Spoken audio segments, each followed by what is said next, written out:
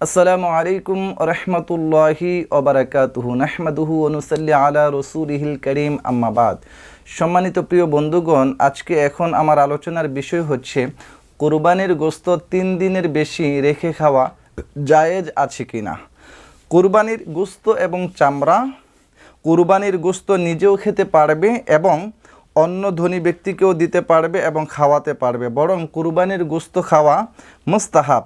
তবে উত্তম হচ্ছে কুরবানির গোশত 3 ভাগে বন্টন করবে এবং 1 ভাগ গরিব মিসকিনের জন্য রেখে দিবে, আরেক ভাগ আত্মীয় স্বজনের জন্য রেখে দিবে, আরেক ভাগ নিজের পরিবারের জন্য রাখবে।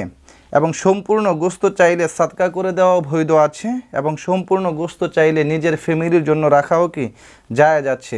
3 দিনের অতিরিক্ত সময় নিজের এবং নিজের পরিবারের জন্য রেখে দেওয়াও কি আছে জায়েজ আছে। তবে কিছু হাদিসে এ ব্যাপারে নিষেধ করা হয়েছে যে কুরবানির গোশত 3 দিনের বেশি রাখা বৈধ হবে না, জায়েজ হবে না।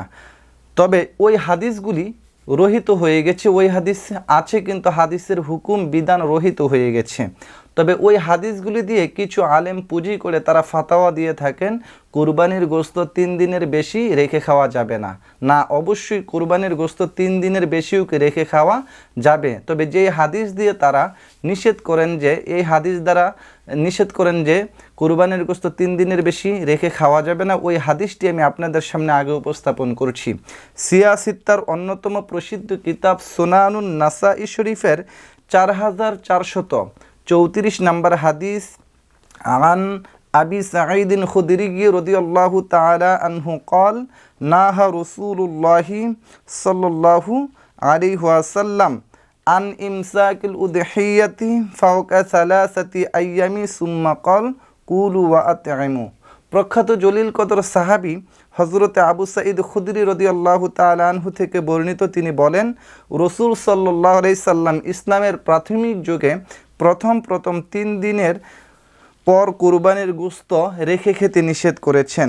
তবে এরপর তিনি বলেছেন যে তোমরা খাও এবং কি করো, মানুষদেরকে খাওয়াও। এই হাদিসটি নাসাই শরীফের 4434 নম্বর হাদিসে আসছে। এছাড়া as-সুনানুল কুবরা এই কিতাবের 4th খণ্ড 362 নম্বর পৃষ্ঠা 4508 নম্বর হাদিসে আসছে। এই হাদিস দ্বারা কিছু আলেম নিষেধ করে থাকেন যে কুরবানির গোশত 3 দিনের বেশি রেখে খাওয়া জায়েজ হবে না। তবে শুধু এই হাদিসই নয়, এই হাদিসটা ইসলামের প্রাথমিক যুগে আল্লাহ রাসূল বলেছিলেন, তবে পরবর্তীতে আল্লাহ রাসূল নিষেধ করেছেন যে 3 দিনের বেশিও কি গোশত রেখে খাওয়া যাবে, কারণ আল্লাহ রাসূল নিজেই কি করেছেন, 1 মাস পরেও কুরবানির গোশত এবং কুরবানি পশুর পাও তিনি খেয়েছেন। ওই হাদিস দ্বারা প্রমাণিত হয় যে প্রথম হাদিসটি কি হয়ে গেছে, রহিত হয়ে গেছে, মানসুখ হয়ে গেছে। কারণ উসুলে হাদিসের নিয়ম হচ্ছে যে হাদিসটা মানসুখ ওই হাদিসের উপর আমল করা যাবে না, যেই হাদিসটা নাসেখ ওই হাদিসের উপর আমল করতে হবে। তবে যেই হাদিসের উপর আমাদেরকে আমল করতে হবে এই হাদিসটি আপনাদের সামনে উপস্থাপন করছি। সিয়াসিত্তার অন্যতম প্রসিদ্ধ কিতাব সুনানুন নাসাই শরীফের 4433 নম্বর হাদিস আপনারা একটু স্ক্রিনের মধ্যে লক্ষ্য করুন, যে আন আব্দুর রহমান ইবনে আবিসিন আন আবিহি কল, হযরত আব্দুর রহমান ইবনে আবিস রাহমাতুল্লাহ আলাইহি তিনি তার পিতা থেকে বর্ণনা করেছেন। তার পিতা বলেন যে সাআলতু আয়েশা রাদিয়াল্লাহু তাআলা আনহা, যে আমি আনহা আন লুহুমিল আদাহি, যে কুরবানির পশুর গোশত সম্পর্কে আমি উম্মুল মুমিনিন আম্মাদান আয়েশা সিদ্দিকা রাদিয়াল্লাহু তাআলা আনহাকে জিজ্ঞাসা করলাম, প্রশ্ন করলাম। ক্বালাত, উম্মুল মুমিনিন আম্মাদান হযরত আয়েশা সিদ্দিকা রাদিয়াল্লাহু তাআলা আনহা বলেন যে কুন্না নাখবাউল কুরআ লি রাসূলিল্লাহি সাল্লাল্লাহু আলাইহি ওয়াসাল্লাম শাহরান, যা আমরা এমনকি 1 মাস পর্যন্ত কুরবানির পশুর পা আমরা আল্লাহ রসুলের জন্য তুলে রাখতাম। সুম্মা ইয়াকুলুহু, 1 মাস পরেও আল্লাহ রসুল কুরবানির পশুর গোশত এবং পা তিনি কি করতেন, ভক্ষণ করতেন। এই হাদিসটা হচ্ছে নাসেখ আর আগের হাদিসটি হচ্ছে মানসুখ। অর্থাৎ ওই মানসুখ মানে ওই হাদিস আছে কিন্তু হাদিসের হুকুম এবং বিধান রহিত হয়ে গেছে। এই হাদিসের উপর আমাদেরকে কি করতে হবে, আমল করতে হবে।